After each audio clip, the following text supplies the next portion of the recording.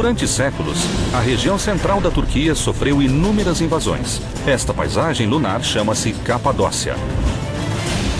Isto é magnífico. Embaixo de aldeias, estradas e fazendas, existe um enorme campo de batalha subterrâneo. Há mais de 3.000 anos, os hititas foram os primeiros a escavar cidades subterrâneas que resistiram a guerras sangrentas, batalhas religiosas e conflitos constantes.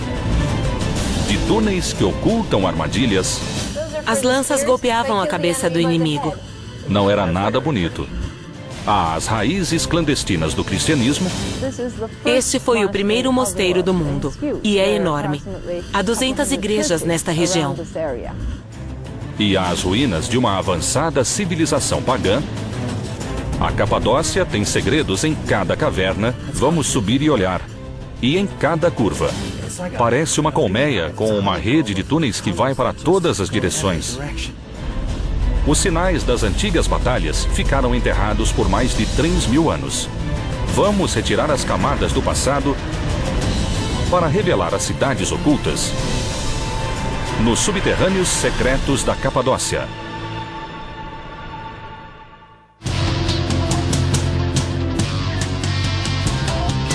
Cidades ocultas, subterrâneos secretos da Capadócia.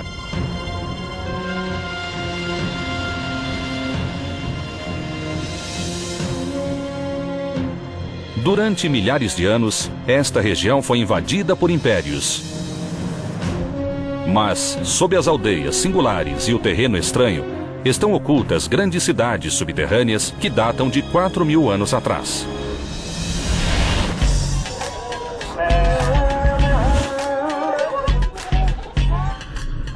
Sou Don Wildman. Estou na Capadócia, Turquia, a terra das cidades perdidas. Esta paisagem lunar foi criada há milhões de anos por erupções de 3 enormes vulcões. Não há nada igual em todo o mundo. Há milhares de anos, a rocha vulcânica macia é escavada, criando uma imensa metrópole sob o solo. Existem mais de 260 quilômetros de castelos fortificados, igrejas secretas, calabouços e cidades subterrâneas, onde as pessoas se defendiam de exércitos poderosos. Durante gerações, o segredo dos subterrâneos foi guardado, mas quando o mundo moderno colide com o antigo, os mistérios obscuros são revelados. A região da Capadócia fica a 320 quilômetros ao sul de Ankara, a capital da Turquia, na região desértica central da Anatólia, a enorme península que se estende por quase todo o país. Esta região sempre foi palco de atividades misteriosas, desde supostos campos magnéticos com poderes curativos a avistamentos de OVNIs que datam de milhares de anos. Hoje, esta paisagem singular é um importante destino turístico, mas este terreno esconde um outro mundo. Por toda a região, centenas de cidades e fortalezas subterrâneas interligadas criam uma das maiores redes subterrâneas do mundo. Aqui, civilizações lutaram até a morte e religiões secretas floresceram. Vamos explorar os mistérios ocultos nesta região de aparência insólita. Nossa primeira parada é nesta torre rochosa chamada Uçhisar. Esta grande rocha, toda escavada por túneis, é uma das cidadelas mais antigas e importantes. Isso é incrível. Vejam só, é igual por todo lado. Há túneis por toda parte. Todo o vale é apenas um imenso subterrâneo. Vamos subir e olhar. Dá para ver quanto escavaram aqui. Seja lá o que for isto, precisaram de muito esforço. Incrível. Vejam só. Não cheira muito bem. 3.500 anos atrás, esta era uma das maiores fortalezas da região, essencial para a sobrevivência em época tão brutal, um tempo em que uma guerra entre tribos arrasava aldeias inteiras. Parece uma colmeia, com uma rede de túneis que vai para todas as direções. Com visão de todo o vale, Uçhisar era um local privilegiado de defesa. Mas como os povos antigos escavaram esta imensa estrutura na rocha? Para descobrir, temos de voltar milhões de anos no passado, quando erupções vulcânicas criaram esta paisagem lunar. Durante milhões de anos, os 3 maiores vulcões da região expeliram lava sobre a Terra. As primeiras erupções deixaram uma camada de rocha macia chamada tufa. As seguintes deixaram uma camada de basalto, uma rocha mais dura que retardou a erosão da tufa. A chuva e o vento fustigaram e erodiram a tufa, criando grandes platôs e formações rochosas em chaminés. A tufa é macia e fácil de escavar. Mas por que escavar uma cidade em vez de construí-la na superfície? A história sangrenta da Capadócia nos dá uma pista. A Capadócia sempre foi um território cobiçado e perigoso, situado no centro das principais rotas comerciais que ligavam os grandes impérios do mundo, da China, Índia e Egito, no Oriente, à Grécia e Roma no Ocidente. Quem controlasse a Capadócia controlaria também as riquezas que por ali passassem. Romanos, persas e mongóis travaram guerras sangrentas pelo controle da Capadócia. Era um dos locais mais perigosos para viver. A população local era quase sempre numericamente inferior e tinha menos armas. Para se defender, tiveram de criar outro mundo embaixo da terra. A rocha de tufa macia formada pela lava vulcânica era fácil de escavar. E a camada superficial de basalto oferecia proteção. Então, os capadócios começaram a cavar. No início, eram simples abrigos de pedra, mas com o tempo tornaram-se imensas cidades subterrâneas, como o Tissar. Algumas dessas cidades comportaram até 20 mil pessoas durante 25 séculos, até o início do século XIV. Esse mundo escondido salvou seus habitantes, mas no século XIV, com o Império Otomano, as cidades começaram a florescer na superfície e os subterrâneos foram bloqueados e esquecidos.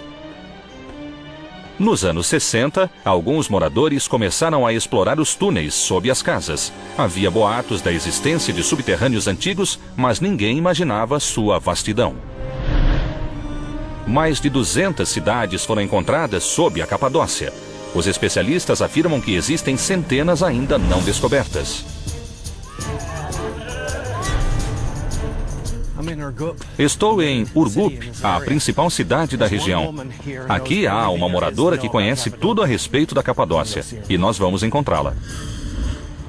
Elvan. Olá, Dom, como vai? Bem, esta é sua cidade? Sim, Urgup é uma das principais cidades da Capadócia. Vejo que há uma formação rochosa dentro da cidade. Estão por toda parte, isto é só o começo. Elvan Osbey explora os subterrâneos há 20 anos e conhece como ninguém os segredos da Capadócia. Iremos a um local que não está nos mapas turísticos. Uma cidade subterrânea do primeiro império da região. O dos poderosos hititas. O Império Hitita foi um dos mais avançados da antiguidade. Seu povo reinou de 1700 a 1190 a.C. e foi o primeiro a morar nos subterrâneos. Não se sabe ao certo de que teriam medo, mas documentos antigos falam de invasores chamados de Povo do Mar. Os hititas prosperaram na região por mais de 500 anos, mas no século XII a.C., tal como a civilização maia, eles desapareceram sem deixar rastro. Os subterrâneos foram seu último refúgio. Vamos visitar uma de suas primeiras cidades ocultas. Elvan levou-me a Göthe-Toprak, um local que poucos puderam ver. Os aldeões sempre souberam de sua existência, mas só agora foi descoberta pelo resto do mundo. Aonde estamos indo? Vamos subir até lá. É a entrada original da cidade subterrânea. É mesmo? Então as cavernas se estendem por toda essa rocha? De fato. E os moradores dizem que onde houver essa formação rochosa há cavernas e túneis. Que interessante. Então esta é a entrada? Esta é a entrada e é original. É mesmo? Isso é muito raro. A maioria das entradas desabou.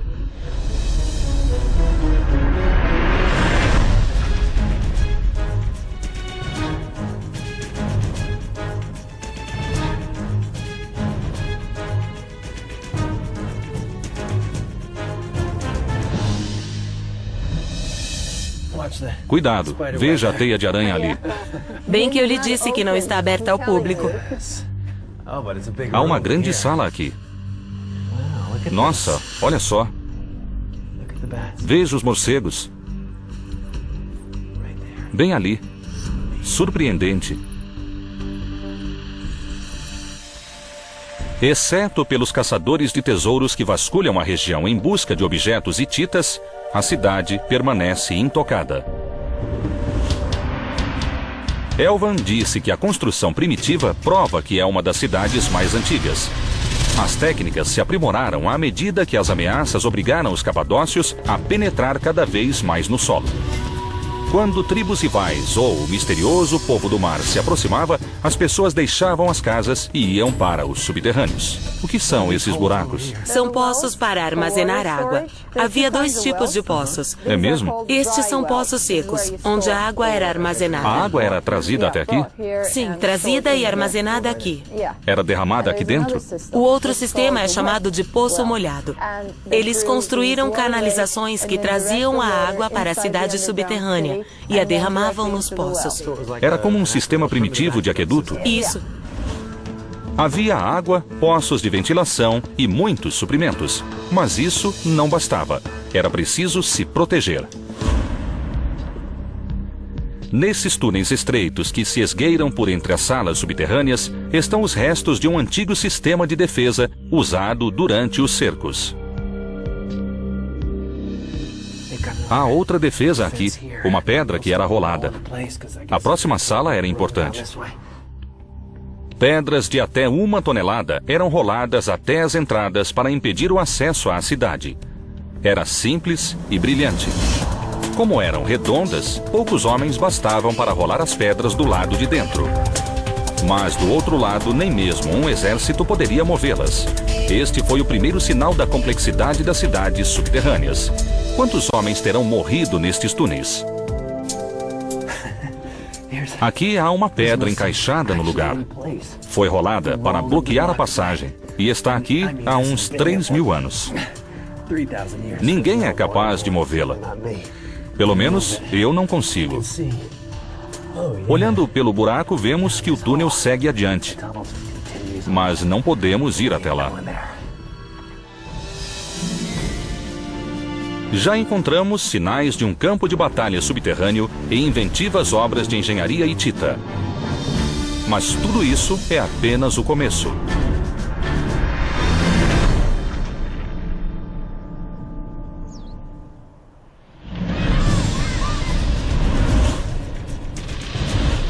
A seguir, uma fortaleza que resistiu a cercos violentos. As lanças golpeavam a cabeça do inimigo. Não era nada bonito. E depois, estes são túmulos, não é? Sim, são túmulos de crianças. Escavamos as misteriosas raízes do cristianismo. A Capadócia é um local de avistamento de OVNIs. Nos anos 80, houve centenas em menos de um ano.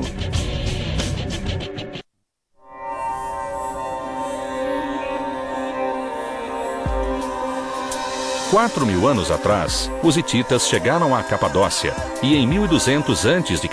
escavaram o solo vulcânico criando fortes militares. Viviam como formigas em cidades subterrâneas defendidas contra invasores. Ao desaparecerem no século 12 a.C., deixaram enormes cavernas no subsolo que se tornaram muito úteis quando os primeiros cristãos chegaram ao local no século I depois de Cristo. Em Oskonak, uma pequena aldeia na região nordeste da Capadócia, essa nova e exótica religião floresceu nos subterrâneos.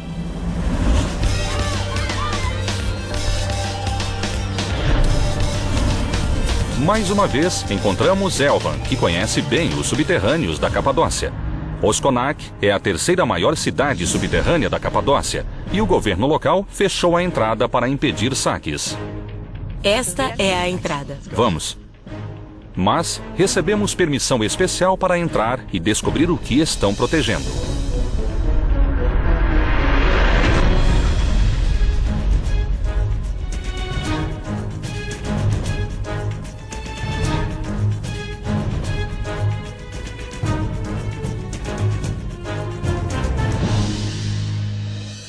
Esta é a pedra escavada que vimos?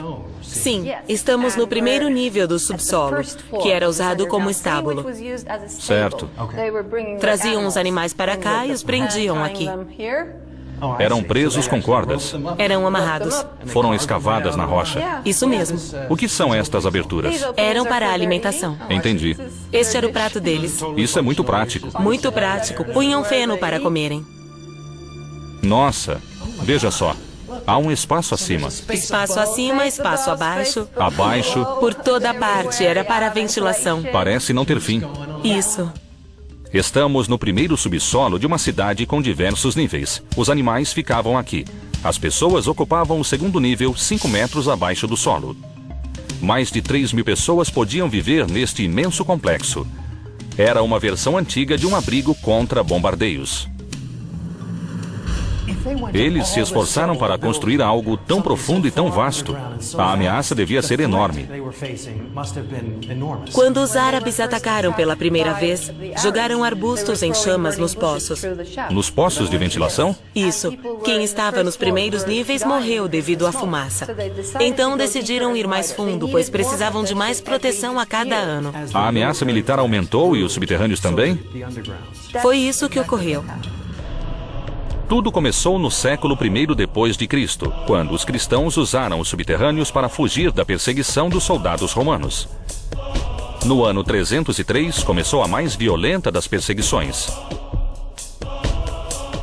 Milhares de cristãos por todo o império foram caçados e mortos.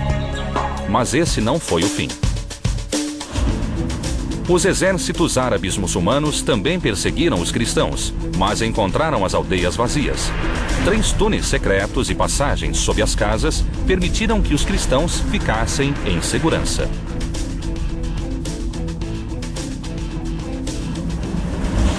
Quando os soldados invasores perceberam que as pessoas se escondiam sob o solo, a batalha recomeçou.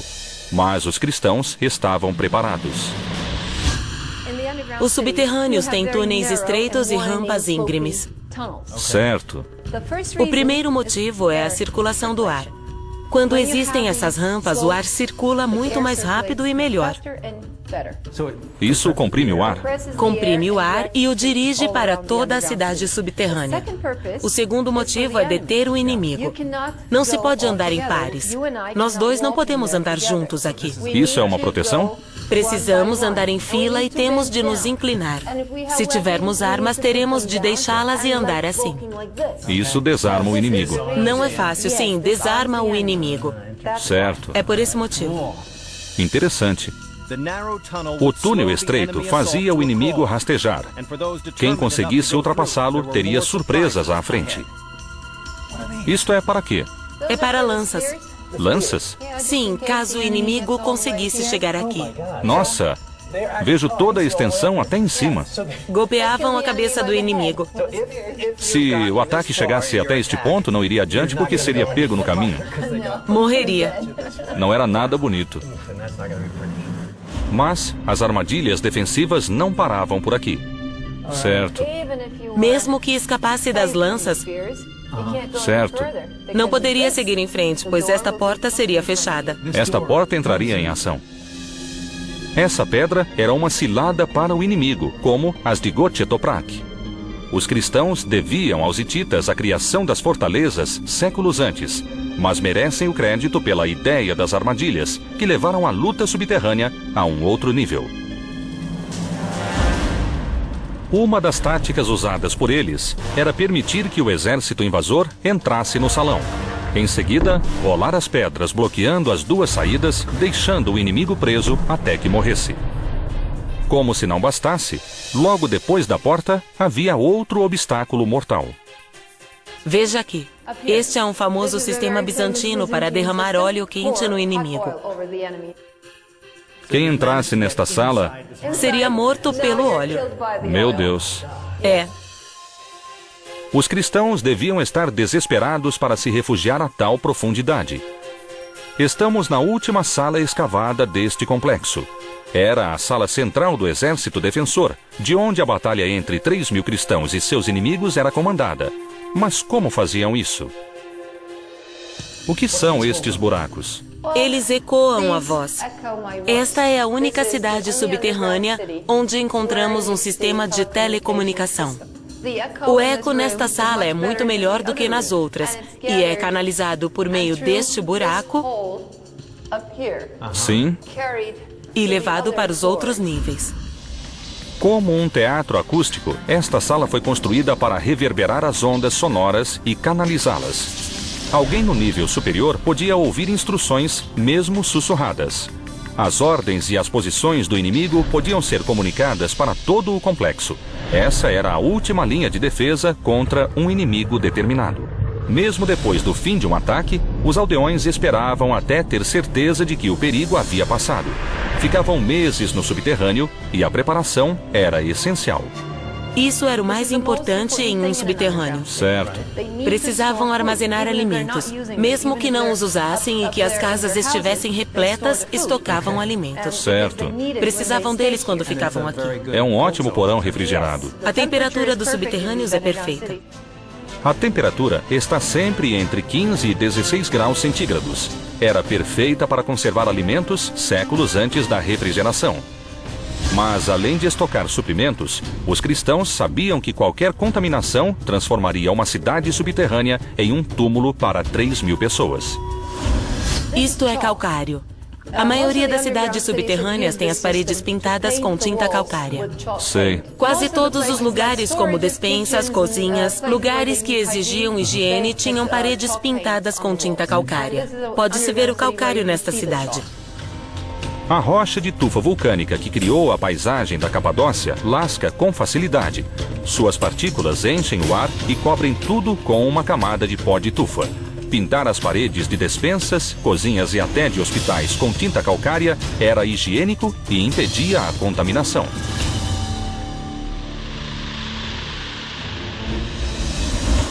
O tamanho de Oskonak ilustra como a ameaça de um ataque era temida, tal a dificuldade de construir esse complexo. Estima-se que em um dia, um homem com um cinzel cavasse uma área de 1,5 metro quadrado.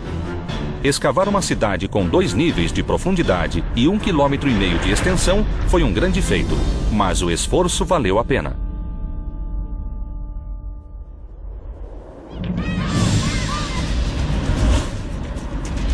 A seguir, nossa, é magnífico. Igrejas subterrâneas secretas. Nossa, isto é realmente maravilhoso. E depois, vamos descer.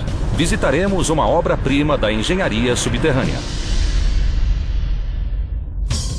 A lenda mais famosa da Capadócia. Existe uma cidade alienígena na Turquia? Acesse nossa página em history.com/cities.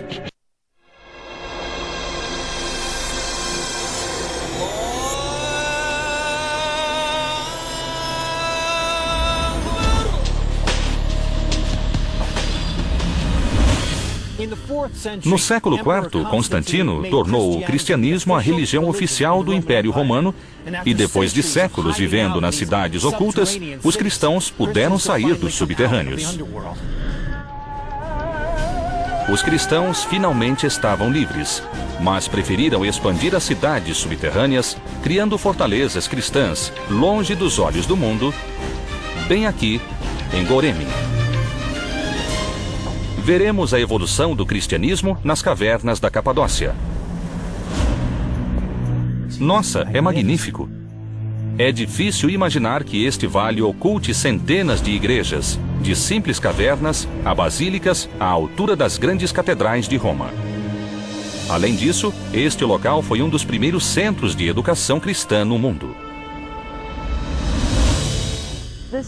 Este foi o primeiro mosteiro do mundo e é enorme.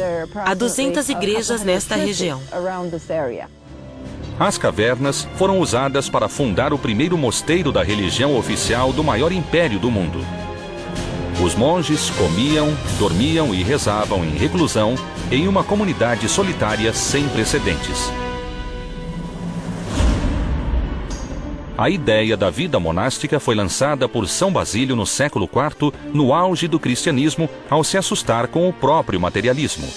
Depois de morar com monges eremitas no Egito, ele ampliou esse conceito e criou na Capadócia uma grande comunidade autossuficiente de monges que viveu aqui até o século XIV, quando os otomanos dominaram a região. Essa foi a origem da vida monástica que conhecemos hoje, mas o legado de São Basílio não se limita a isso. Ele excomungou os exploradores da prostituição comum nas rotas comerciais que cortavam a Capadócia e acabou com os resquícios do passado pagão.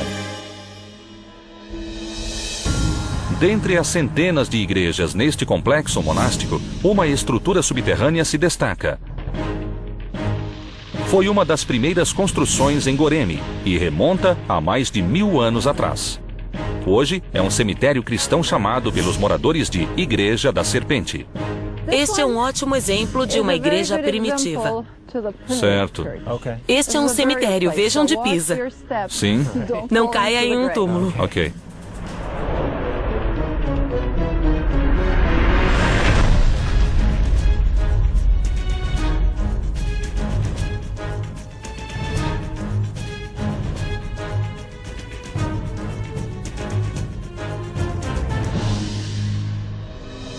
Estes são túmulos? Sim, esses são os túmulos. Nossa! Foram achados ossos dentro deles. É mesmo? E estes dois menores? Esses são túmulos de crianças. Nossa! Isso prova que uma comunidade cristã com homens, mulheres e crianças vivia neste local 10 séculos atrás. Mas como a estrutura resistiu ao tempo? Os cristãos do século XI já sabiam que não se podia cavar ao acaso. Por toda a região, era preciso colocar uma coluna ou muro de arrimo a cada 5 metros e o mosteiro não foi exceção.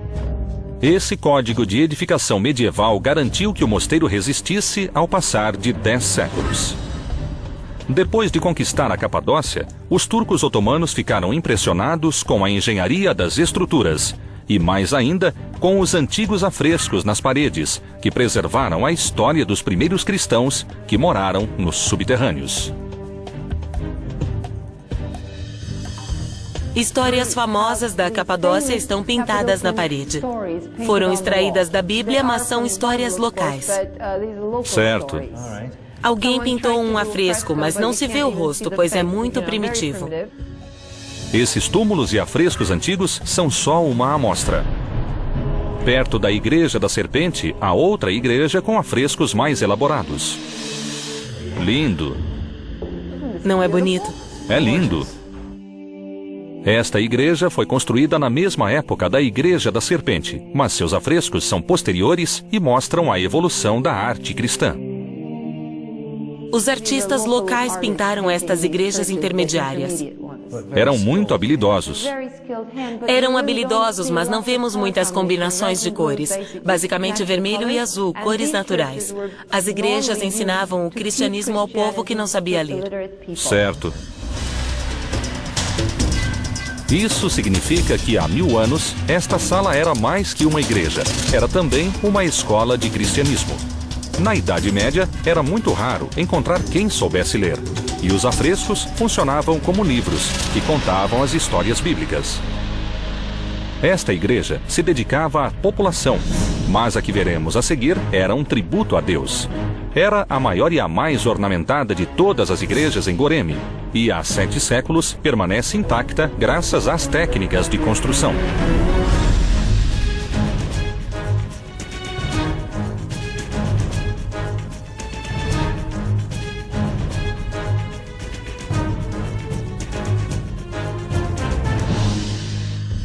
Nossa!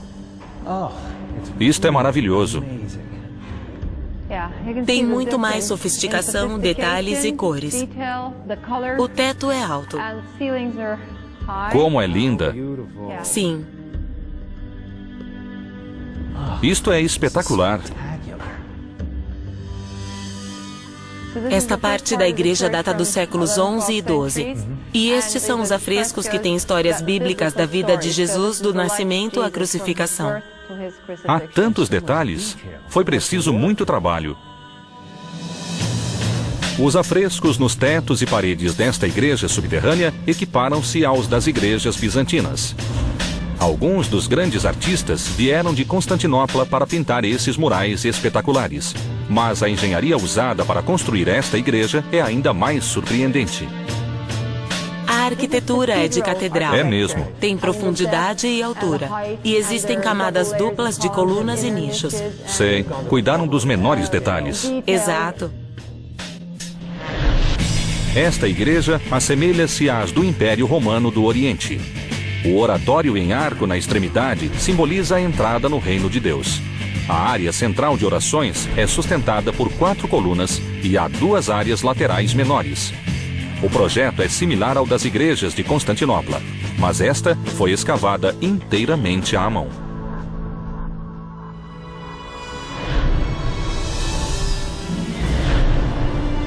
Ao percorrer o vale de Goreme, na Capadócia, poucos percebem que as estradas nas colinas levam a um imenso mosteiro.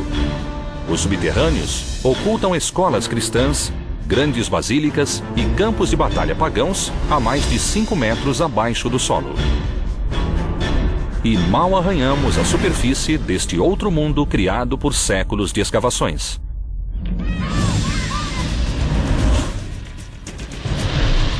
A seguir, a tecnologia subterrânea antiga que inspirou obras-primas da engenharia.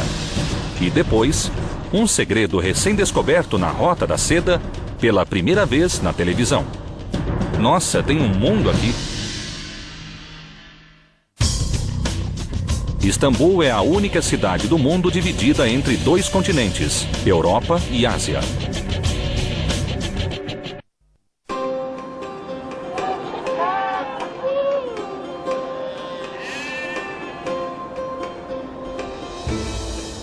Hititas, cristãos, romanos e mongóis dominaram a Capadócia, acrescentando suas obras a estes imensos subterrâneos. Atualmente, casas, lojas e ruas podem ocultar a entrada para um mundo perdido.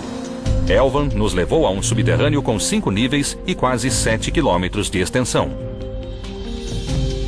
O mais impressionante é que a arquitetura subterrânea antiga inspirou as maiores obras de engenharia jamais construídas.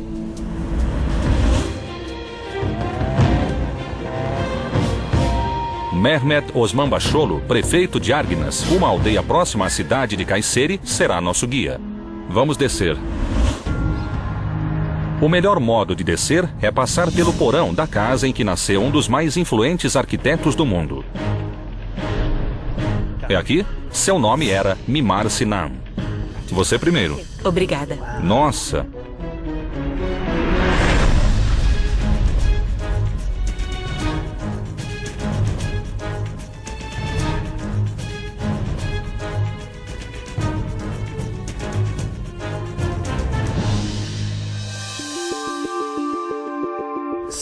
Então, estamos entrando na casa dele?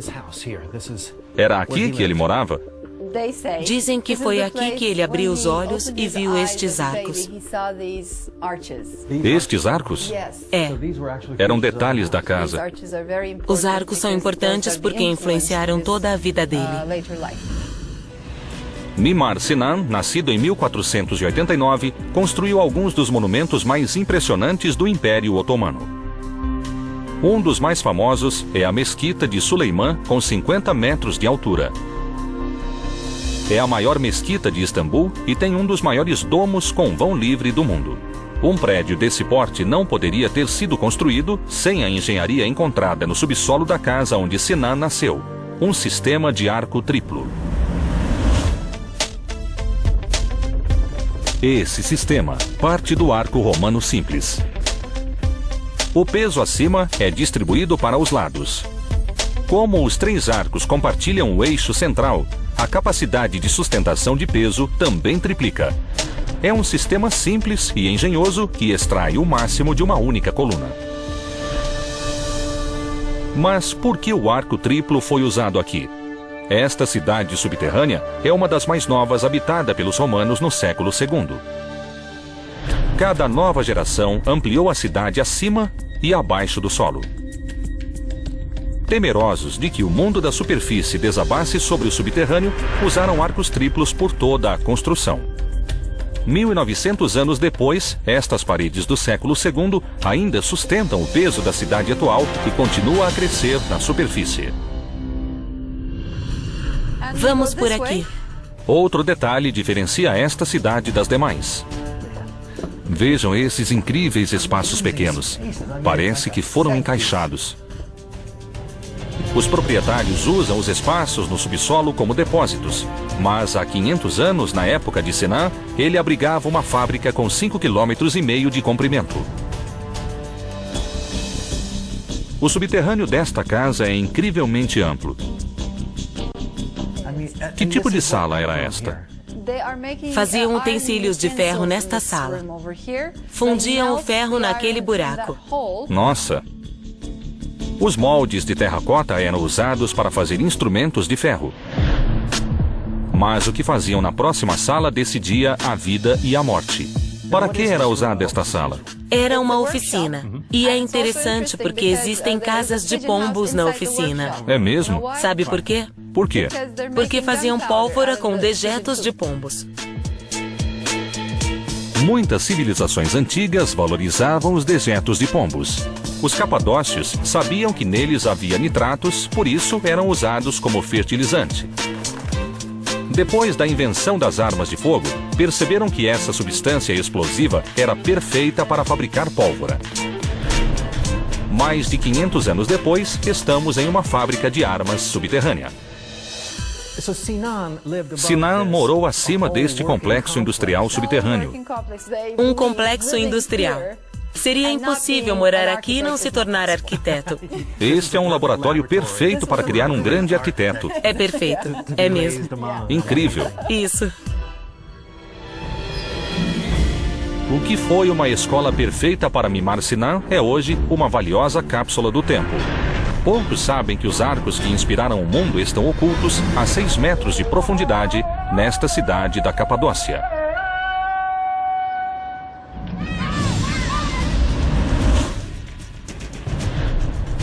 A seguir, um hotel de luxo subterrâneo do século XIII.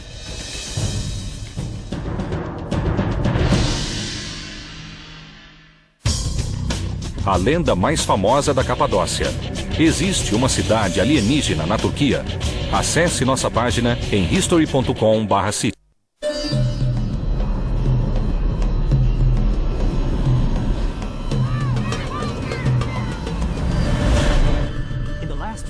Nos últimos 50 anos, foram encontradas 200 cidades subterrâneas na Capadócia. Novas descobertas são feitas a toda hora. Há pouco, os arqueólogos acharam outra cidade perdida, mas não foi um achado comum. Ela pode ser a maior e a mais sofisticada cidade subterrânea da Turquia. Ainda está sendo escavada e pode mudar a história. A cidade subterrânea descoberta sob Gaziemir, no extremo oeste da Capadócia, é diferente de todas as outras. Os moradores sempre acreditaram na existência de um mundo subterrâneo. Quando o governo autorizou a escavação durante 3 semanas, eles iniciaram o trabalho e subitamente voltaram 7 séculos no tempo, até os perigosos dias da Rota da Seda.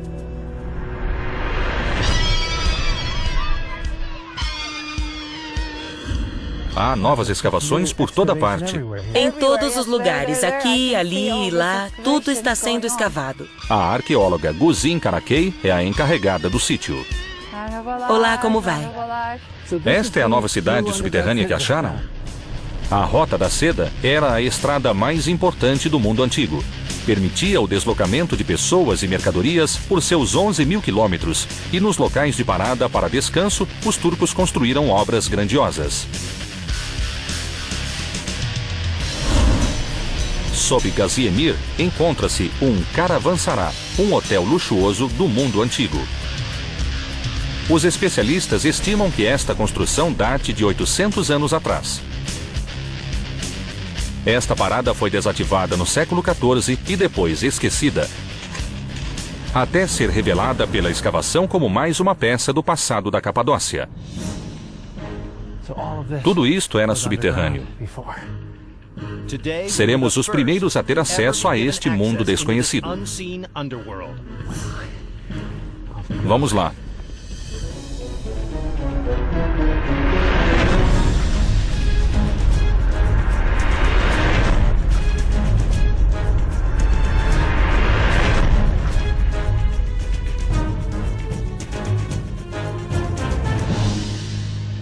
Nossa, isso é um mundo inteiro. Não é bonito? Estou surpresa por ver um local como este. É gigantesco. Por que havia um caravançará tão grande sob Gaziemir? Esta cidade estava localizada na Rota da Seda. Havia caravançarás como este a cada 40 quilômetros, a distância percorrida por um camelo em um dia. 800 anos atrás, este era um local impressionante.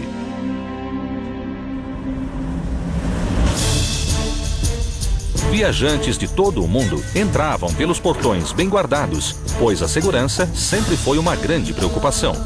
No interior, havia estábulos para animais, depósitos para mercadorias, alojamentos para pernoite, banhos, uma sala central de alimentação e áreas para negociar. Caravançarás como este tinham 4.600 metros quadrados, cerca de meio hectare. Sem eles, as longas viagens seriam impossíveis.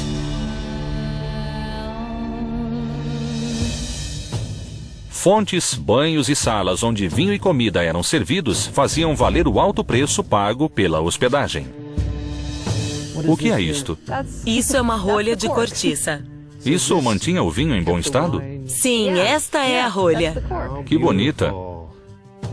Mas a vida luxuosa era apenas um refúgio temporário do mundo exterior. No século XIII, esta região era pouco explorada. Este hotel luxuoso ficava em meio a uma zona de guerra. A maioria dos habitantes morava em cidades subterrâneas, e os viajantes da Rota da Seda também precisavam de segurança. O Império Romano do Oriente fora enfraquecido pela Quarta Cruzada. Tribos muçulmanas turcas infiltraram-se na área e travavam lutas constantes entre si e contra todos. As invasões mongóis eram uma ameaça, e havia ainda as gangues de salteadores que roubavam os valiosos camelos e suas cargas. Dom, veja isto. Não é como os outros túneis que visitamos. Não, nem um pouco. É imenso. Os túneis são realmente grandes. Os túneis funcionavam como corredores e tinham 3 metros de altura, pois os camelos asiáticos usados na Rota da Seda tinham 2 metros de altura e pesavam 680 quilos. Divide-se em 2 aqui. Os camelos e os animais iam por aqui, pela rampa. É um túnel grande e amplo. Viajantes de todo o mundo, ricos mercadores e seus camelos, descansavam aqui depois de um longo dia de viagem. Neste pátio, as mercadorias eram descarregadas e os animais eram abrigados. Os animais eram valiosos e bem cuidados nos caravançarás. Veterinários, fabricantes de selas, ferreiros e tratadores trabalhavam aqui. Esta sala ficava repleta de camelos. Acho que era assim mesmo. Isto parece um osso. É uma mandíbula. É mandíbula de camelo. Um maxilar. É um tanto repugnante, não? É do século XIII? Sim, deve ser. Vou deixá-lo aqui. Este é o único sítio arqueológico da Capadócia onde ossos de camelo foram encontrados. Com apenas 3 meses de trabalho, os arqueólogos já encontraram relíquias únicas. E só uma pequena parte deste caravançará sob Gaziemir foi escavada. Não se sabe o que mais encontrarão. Por enquanto, apenas a lama separa o passado do presente. Como antigas cápsulas do tempo, os subterrâneos preservaram o passado misterioso da Capadócia, desde a vida difícil no Neolítico até as guerras brutais da Idade Média. Hoje, como seus ancestrais, os moradores voltam a essas cavernas antigas e as transformam em hotéis e casas luxuosas. Na próxima reforma, ao derrubar uma parede ou cavar um poço, que segredos encontrarão ocultos nas cavernas da Capadócia?